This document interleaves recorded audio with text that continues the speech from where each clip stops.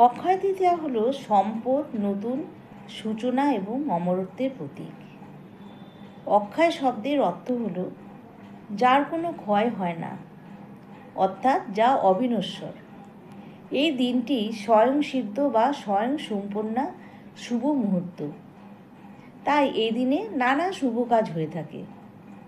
অক্ষয় তৃতীয়া হলো হিন্দু ও জৈন ধর্মাবলম্বীদের একটি অত্যন্ত শুভ ও পবিত্র উৎসব, যা বৈশাখ মাসের শুক্লপক্ষের তৃতীয়া তিথিতে পালিত হয়। পৌরাণিক মতে এই দিনেই সত্যযুগের শুরু হয়েছিল। এছাড়া এই দিন বিষ্ণুর ষষ্ঠ অবতার পরশুরামের জন্ম হয়েছিল। এই দিনই মহর্ষি বেদব্যাস মহাভারত রচনা করেছিলেন। আর এই দিনেই পুরীর জগন্নাথের রথযাত্রার জন্য রথ নির্মাণ শুরু হয়। আর জৈনদের জন্য তাদের প্রথম তীর্থঙ্কর ঋষভনাথের 1 বছরের উপবাস শেষ করার দিন হিসাবে তাৎপর্যপূর্ণ।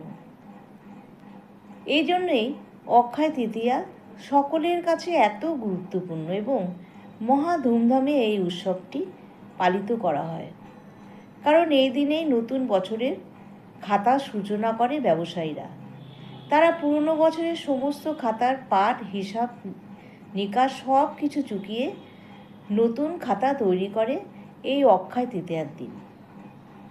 এই জন্যেই অক্ষয় তৃতীয়া প্রচণ্ড গুরুত্বপূর্ণ এবং তাৎপর্যপূর্ণ।